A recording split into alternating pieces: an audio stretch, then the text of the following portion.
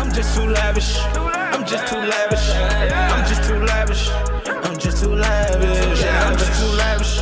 I'm just too lavish. I'm just too lavish. I'm just too lavish. Yeah. Then I hit her with the slammer. Shawty say she like my country grammar. Yeah. Then I pour the lean into the fountain. She likes all things pretty, from pretty planners to a pretty powerful business coaching, all the way up to her hairline, pretty hair extensions. Tune in to see how this mogul in the making was able to increase her sales by 700% online. It's time to this Millionaire's Mind. You know hair, you know me, Maja Sly. I rule the Atlanta hair game. Welcome to the Young Millionaire's Mind. It's your boy Cuttin. Today I'm here with Maja Sly, the owner of Walking Weaves and My Pretty Hair Extensions. I want to welcome you to the Young Millionaire's Mind. Thank you for having me. No problem. Now, last time I talked with you, we came and we talked about me doing real estate and also the Young Millionaire's Mind, how I'm going to grow it. Right. So you have been able to increase your sales from your hairline by 700%. The hair is where the money is. So I am going to close a couple walk-in weaves, but my online game, oh baby, it's on fire. Pretty Hair is an online store. Last year, our business grew 700%. So much so, PayPal had to shut down our online account. So I'm gonna spend my time and energy focusing on that. Over 700 now, but in the beginning, 700% in 1 year, less than a year. So how were you able to do that? You know, it was really a culmination of things. The show definitely helped. It allowed me to be in front of an audience that didn't know anything about Pretty Hair or Maja Sly or anything that I do. But with the show being off, it really showed me that once you have brand recognition and you get Google clicks and backlinks for your site will work for you even when you're not doing anything to promote it yourself. So before, I only did print ads in Atlanta. I did not do online marketing for Pretty Hair at all because I wanted to see exactly what the show would do, how it would benefit my business. And if you're marketing at the same time, you really can't measure it. So my suggestion for people that even aren't in a situation they have a platform of television, whatever it is you're doing, measure it. So if you're doing print, you need to be able to measure how those dollars are being spent. So you know your numbers in month one, and then you have billboards or ads that go up. If your sales don't increase month two, then that means that wasn't a good ad campaign. If you post something on Instagram and you get 0 engagement, 0 likes, 2 to 3 likes, but you've got 10,000 followers, that means that your engagement is not there. That means it's not resonating with the consumer. It's not what we like, it's what they want. And so that's what I really found is that for us, it was seeing where our niche market was, really paying attention to where those sales were coming from PayPal, because they have all the information, they have all the data. So if you know where your data is and where your clients are coming from, then we started marketing to them on Facebook ads, on Instagram ads, and you can narrow it down to the city because I'm pushing online sales. I'm not pushing walk-in weaves. I'm not looking for people to come in and be serviced. I'm looking to be able to sell them hair, and because they saw me on television, they felt like they got to know me. They saw my business grow. They saw what happens when you truly do boss up in real life. So, for me, it was taking advantage of the platform and growing from there. So where do you see the most return on your investment city-wide? City-wise, our biggest market is Dallas, Texas. I'm like, does nobody in Dallas sell hair? They do, but they're using the old model. The old model of selling hair was to mark your hair up 100 to 200%. Those days are over because they'll just order straight from Alibaba and take their chances to see if the hair is okay. So you need to sell your hair at a price point that the consumer can now afford. It is no longer that girls are going to be spending $1,000 on 3 bundles. They just can't afford it. Times have changed. Why would you? A flat screen TV was $10,000 10 years ago. Would you pay $10,000 for a flat screen TV now?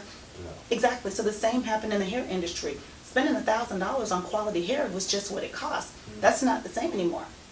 We have a quality that is unmatched. Our price point is super competitive. So we brought the quality down. We brought the quality up and the price down to be able to service the customer in volume. Because I'd rather sell 100 orders a day at my margins than 10.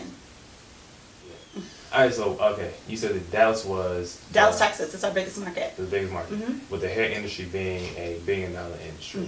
So how are you able to point out Dallas as the main area. I didn't. Mm-hmm. Dallas did. Mm-hmm. It's the data. Mm-hmm. I only go based on the data from our website. Mm-hmm. So we know where every order goes. We know where every payment comes from. Mm-hmm. We only ship to your mailing and billing address. Mm-hmm. So we have things in place that you can't order hair for your sister. Mm-hmm. We don't accept third-party payments Mm-hmm. at all.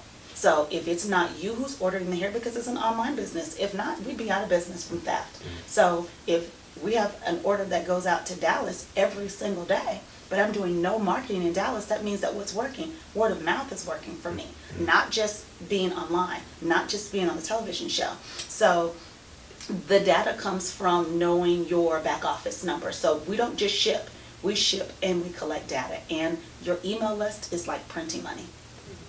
So with social media being like a huge way to get your name out there to Mm-hmm. different people, you know, do you offer like different affiliate services for people to go out there and market their hair products? We or do. Is it only like inside of, they can only come to MajaSly.com or walk No. So Pretty Hair Now is my retail site. Mm-hmm. So on Pretty Hair Now, that is just for a retail customer. Mm-hmm. But I have a dropship service that I market now for. We sell, supply, and ship for 100 vendors now Mm-hmm. under their own brand. Mm-hmm. I'm in the beauty business, not vanity. And so you don't have to sell my brand. You can sell whatever brand you want. I just want to make sure you have a great product. Mm-hmm. So our authorized vendor, licensing, drop ship, and wholesale is 50% of my revenue. Mm-hmm. Because these people want their own brand. They want to sell hair. They don't want to keep testing hair. So they trust our quality. They tried our quality, and we're able to fulfill those needs for them. So for me, it was one, capturing the data, Mm-hmm. and then emailing those people and finding out what is it that you need from me. How can I serve you? Because not you just buy from me. I have other services that we offer. We have other things that we do, other things that we do for stylists to teach them how to grow their business. I can't take it all with me. A person in Dallas isn't my competition. The person across the street isn't my competition, to be quite honest. I'm my competition. If I do my business right, those customers are going to come to me. If you have the same concept salon across the street, it doesn't matter. People buy from people. Mm-hmm. So if they like what I have, they're going to buy from me, period. Like, what separates Pretty Hair from any other hairlines that are out there? I don't think there's anything that separates us. It's just that I do what I do and I'm consistent. Mm-hmm. We do what we do. We have a quality product and I stand behind it.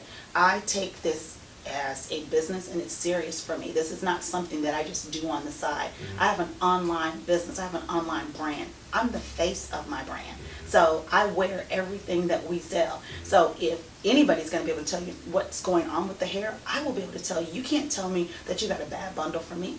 How? I know what this hair will do. I wear it every day. We have almost 20 employees that wear the hair every single day. So I would know there's a problem before the consumer would. So if I came to you and said, yo, Maya, I want to sell hair, how can I get set up? You would be set up on our dropship program or as a wholesaler. So I would say, do you have a website? And oftentimes people say, no, I don't have a website, or my website's under construction. I love that. Or I'm going to relaunch the site. I'm like, don't relaunch it, just do it, because no one knew it existed in the first place. So that's the biggest thing, is just being able to have a place to point people online, just from your sphere of influence alone. Those people, I call it weave watching. So when I go to the mall, I count the number of weaves I see. When I go to Walmart, I count the number of weaves I see. When I'm at the grocery store, I count the number of weaves I see. And based on that, I know I have an audience. They're buying the hair from somewhere. So I want to make sure every single time I'm in the presence of someone, I give them my business card. Every single time. That alone means that you've made the human connection. And when they think about buying something, why wouldn't they think to use you? So that's the way that you grow a business. It is old school. Grassroots is how you grow a business on the ground. Word of mouth will carry you further than any billboard. Look, looking at your website, you offer coaching programs to help grow the business. How involved are you with the coaching program to get the people who decide they want to sell Pretty Hair up to the level to where you are, or pretty close to it? Well, no, I want you to beat me. Don't meet me, beat me, because that really is my biggest testimony. There are people that I have brought under our dropship program, and I can tell the ones that listen to the calls. So we have a group call. I'll do a pop-up. I'll say, hey, we're going to have a webinar today, because if I get 3 emails regarding the same thing, that means that obviously the information isn't translating properly, that everyone can't tell the same lie. I'm not so arrogant that I believe that, I put it out there, everything is there, just read. No, that means that there's a problem with the translation or them understanding how they can move their product. The people that actually get on the calls, that are free. I don't even charge them because you are a drop shipper for me. If you make money, I make money. I want them to be successful. I want them to win. But I can't work the business for you. I can't supply the hair. I can't ship it. I can't send to your customer and do the work. Like, where are you involved in this process? So I believe in personal responsibility. So for our drop shippers that are truly involved in growing the business and aren't treating this like a hobby, they can make, you don't have to sell a lot of hair to make a lot of money. You do not. Like, it is crazy when you think about how little hair you have to sell to make an additional $10,000 a year. We're the uber part-time for hair, for people in hair. Really, we are. Where can you work as a part-time job and sell 2 bundles a day? That's all you have to do. 2 bundles a day, you net $10,000 a year. $10,000 a year, and you only had to sell 2 bundles? Get out of here. I don't want to hear anything about what you can't do at all. You're a stylist and you're not selling hair. If you're a guy and you work around a bunch of women and you're not selling hair, you're crazy. You're just giving money away. You're giving money away. I have a cousin who didn't know anything about weave. He is a customer service manager for one of the biggest utility companies in California. 500 women that work for him. He sold $100,000 in hair in less than a year. Wow. Out of his trunk. Wow. Out of his trunk. No overhead. No overhead. Now he has a store. But he sold this out of his trunk. That's amazing. So it's not that you have to be different. The only thing you have to do to be different is be yourself. Because I'm going to be different from you and you're going to be different from me. That's it. And you have to be consistent with your business and promote your brand. It's not if you build it, they will come. How will they know about you? Do you have a way for them to be able to purchase your hair? Is your site up? Does your PayPal click properly? Do you have a system in place to be able to get the hair? Because you'd be surprised, people will order hair and then they don't ship it. What are you talking about? It takes 10 days. It doesn't take 10 days for you to ship it. Well, that means that you're not managing your business properly. So we help them with that on the dropship side. We'll take care of all of that for you. Because a lot of times you don't really know how fast your business will grow until it grows, and then you can't keep up with getting to the post office and logging in and making sure they have their tracking number so that your phone isn't ringing off the hook and people are saying, I ordered this hair, where is my hair? We have a system in place for that so that we know what the processing time is. If you buy it today, we don't ship it today. We have to wait for those funds to hit our account. And once those funds hit our account, it could take 24 hours, it could take 48 hours, but it should take no longer than 48 hours. Once it is processed and we verify your information, it's not a machine doing this, these are human beings that actually see this information. So we make sure that all money is not good money for me. I don't take risk like that. If you've never ordered hair from me and your order is $819 on a retail site, I'm not shipping that order because I know that's fraud. So do you feel like there's a specific personality type that goes with the person that sells there? No, I have some of the most nondescript people who have nothing to do with the beauty industry whatsoever. They just know how to sell. This is an entrepreneur's business. It's not a beauty business. It's an entrepreneur's business. And it is like the Wild Wild West. It is if you want to make money in this industry, you can. You can't. Everyone told me, oh, everyone sells hair. I love it when people say that. I'm like, yeah, okay. They do. After I'm finished, I hope they all do. Everyone doesn't do anything. And my next question to them is always, name 5 people you know that sell hair, that you know personally that sell hair. They can't answer ever. They can't answer ever. So they have really conditioned their mind to believe the lies that are being told, and they'll die on that lie. They'll stand on that lie and still not be making any money. Give me a break. It's hysterical to me. So I watched a clip from the TV show Cuttin in the ATL, and you shut down a lot of shops. Oh God, yes. So a lot of people thought, oh, Maja, she's going broke, she ain't got no money. I love it. It's just all like the negative that come with you shutting down your stores. What made you shut those down? Because I read. I'm a student of history, and I follow the money. Girl, what's up with Maja? So she's closing several locations. See, Maja, she be like pushing everything out of she don't care. She keep it moving, but I invested in pretty hair. I need to know. I thought this was the boss bitch of Atlanta. It just don't make no sense to me. One minute you opening salons left and right, to the next minute you shutting down. Closing down all your stores left to right, Maja? Where they do that at?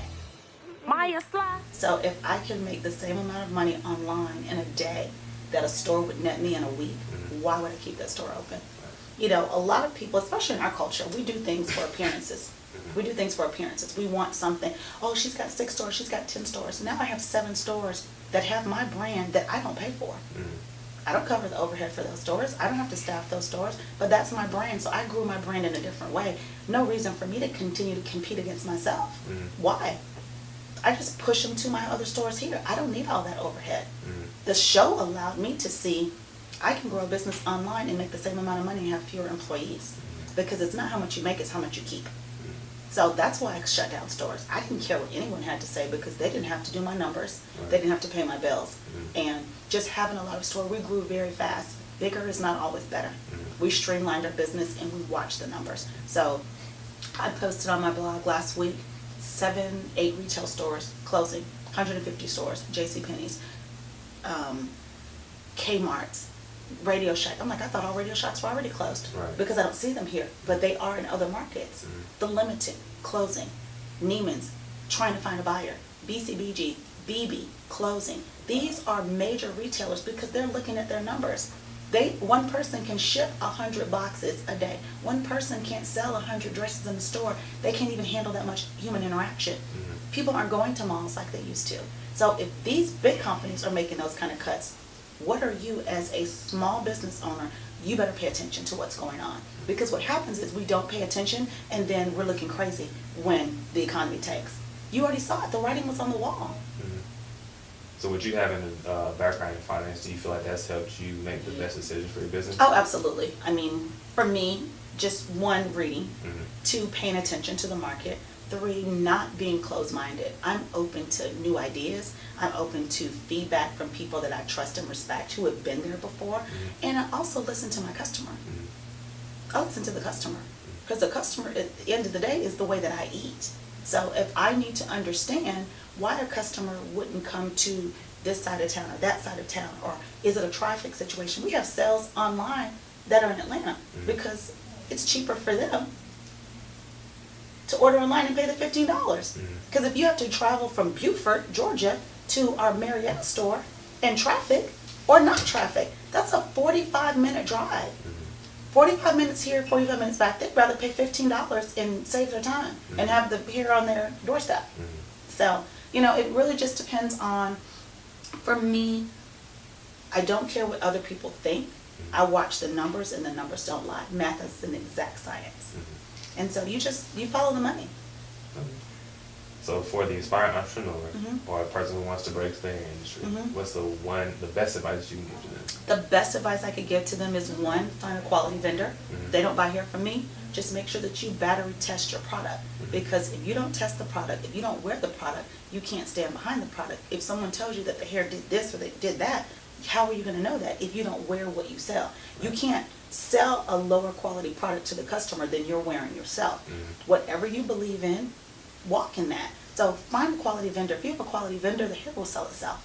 If you have a platform, which is a website, which is a way for them to pay, and make it easy for people to find you. Don't name your hairline something that's 55 letters.